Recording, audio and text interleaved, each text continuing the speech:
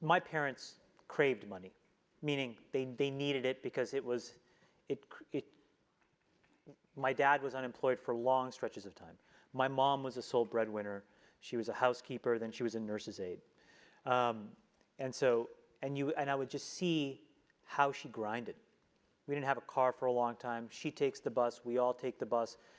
When I got my first job, it was at Burger King. I'd take the money, and I'd have to give it to my parents, and we would buy bus passes. And, I remember telling like some of my friends, I went to a very good high school, kind of like the rich high school, not the high school I should have gone to. I was able to go to this different high school. And I would remember, I would tell them like, hey, this is like, yeah, I would be so ashamed that I worked at Burger King. They would sometimes come by, and I would just be like, oh, fuck, and then at some point, it was like this release moment where I was like, this is my life. Like, I can't do anything about it. This is what it is right now. And I kind of had a sense that I could figure some stuff out later, but I didn't really know. And so I just accepted it. And then the minute I accepted it, I wasn't ashamed anymore. And then when I wasn't ashamed, I could start to actually be inside my head like, what really matters? So then what happened was there was these massive racial riots in Los Angeles. And not as if the fucking American government did anything about it, but the Canadian government was like, shit, let's get all these black and brown kids jobs. Because we don't want the Rodney King riots in Toronto and Ottawa and parts of Ontario. And so I was able to take all of my dad's rejection letters, call every single one, and one of them gave me a job. And I worked at this well-known telecommunications startup in Ottawa. Ottawa had a really burgeoning tech scene at the time. And I worked in this organization that was run by this really iconic guy, Terry Matthews. And he was a billionaire. And I was like, what the fuck is that word? Like, I mean, I didn't even know fucking thousandaire. Like, I was like, what is a billionaire? And this guy was risk on. And he was just so dynamic in the businesses he had started and how he viewed his place in the world. And I was enthralled. I was 9 degrees away from him. But the cult of personality around him in that business, the lore, when it trickles down to you, was not about, his conspicuous consumption or anything else. It was about, okay, we're launching this frame relay switch. Now we're going to buy this company. Okay, we're going to pivot the entire business to ATM. And you were just like, it was an amazing time. And so I took the bus to Newbridge. Complete luck that the controller of Newbridge would go from his nice neighborhood through this shitty neighborhood to get on the highway. And so he would see this guy standing by the bus, and eventually he saw me inside the office, and one day he stopped. He's like, you want to ride? You work at Newbridge? I'm like, yeah. And this guy, Sam Legg. So in the car, he was in the front seat, like beside Terry, and he was able to tell me like how this guy thought about this. I was like, because I would read it in the paper, and I'd be like, why is he doing this? So it just completely rewired what money was. For Terry Matthews, money was an instrument of change, right? He had a market cap. He's like, wow, that's $8 billion of change, $10 billion of change, $15 billion of change. Versus there was another guy building a company at the time. His name was Michael Copeland, who ran a company called Corel, also a billionaire. And he was the exact opposite. Had a messy divorce, married some trophy wife. He took this obscene, shiny glass from his building and covered his house in it.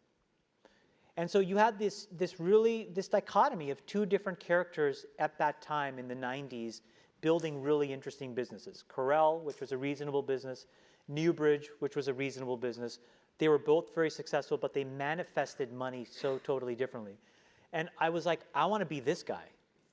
I want to be this mega compounder swashbuckling around trying to do really cool shit in the world. How do I do that? And Sam helped me because it was just like, you could understand from him what Terry cared about.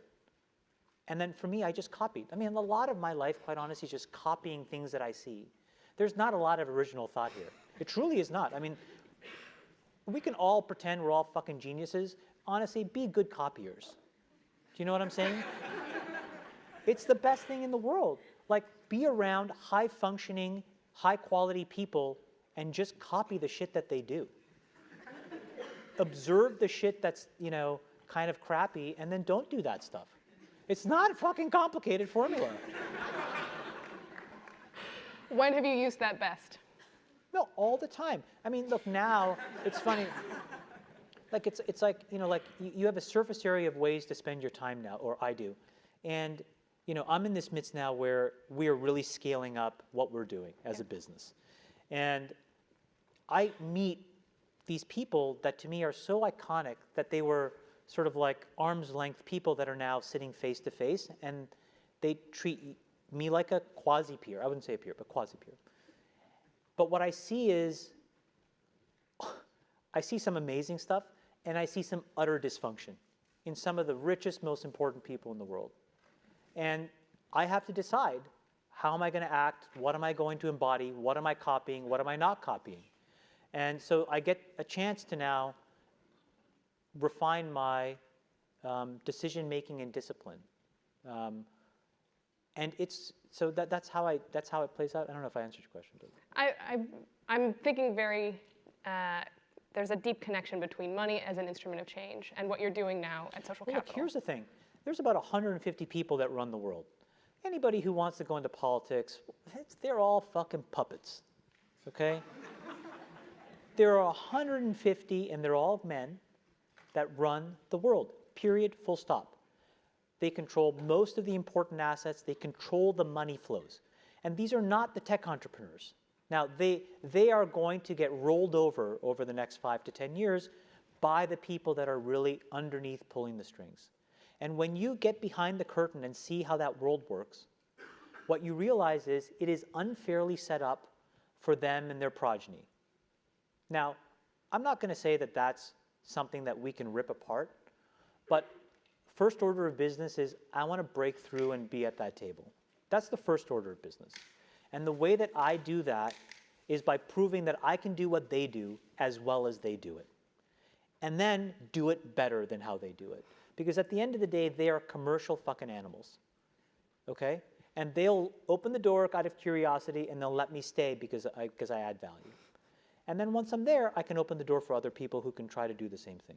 So my entire goal now is to be in a position to aggregate enough of the capital of the world to then reallocate it against my worldview. And I'm not saying my worldview is the best or right, but it is mine.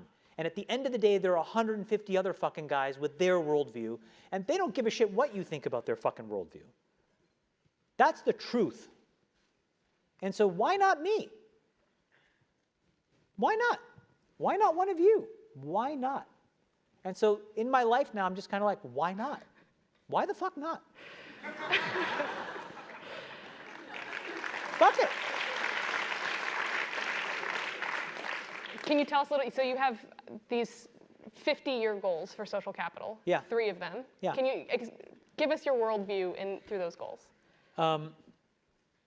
So my 2045 ambition for the organization, this is as I see it right now, 2045, is I would like us to employ at least 10 million people through the businesses that we own. I would like our businesses to positively affect at least 1/4 of the world's population. And I would like us to have made cumulatively about $1 trillion. That's my 2045 ambition. I think if we do that, we are the modern face of capitalism for the next 50 years. So how we do that now becomes really important. So if you think about building businesses today that could do any of those 3 things, you have to be technological. You absolutely just have to be. You are not going to build a brick and mortar business that gets anywhere close to those 3 things, number 1. Number 2 is you have to think very broadly about building things that can stand the test of time. Those businesses are by definition hard and non-obvious. And so they compound in scale very slowly. And that's really counterintuitive to the overriding logic of Silicon Valley, which says quick, fast, go, right? But that kind of premature ejaculation doesn't work if you're trying to fucking be around forever. Like, you gotta be in the flow for decades. That is hard. It tests people's patience. It tests people's resolve. It tests people's really intellectual incision. And this is where everybody gives up. Everybody gives up. I had this moment today, just a total different way of describing this. Through the Warriors, I've met a lot of players, obviously. One of them who I've become unbelievably close to is David Lee. David Lee just got engaged to this unbelievable woman, Caroline Wozniacki, tennis player. Anyways, we were working out this morning, okay? Couples workout. Me and my wife, him and his fiance. So we're doing this thing, this treadmill thing, which my trainer concocted. And I'm in pretty good shape. And then you see what it really means to be extremely dedicated, in their case, to something which is physical fitness, because they're professional athletes. When I give up, right, when the average human gives up, their brain goes into fucking overdrive, okay? And they're like, there's this next level burst.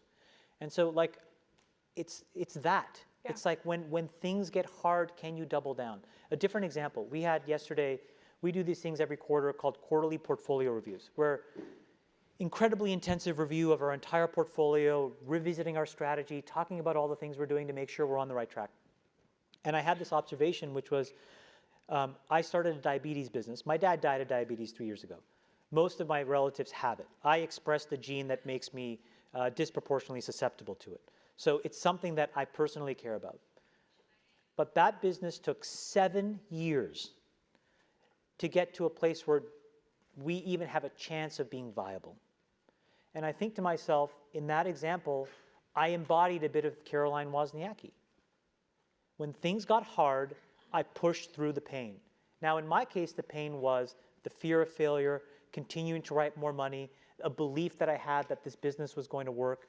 And today, that business manages 1 million diabetics. And I think there is some kid out there whose family will be slightly less dysfunctional because their parents' disease is better managed. It's not going to go to a place where, like, they're getting dialyzed or, they're on an organ registry. And that value for that kid in our world and all of you that benefits will never be connected the dots, but that's okay. But it required just resilience.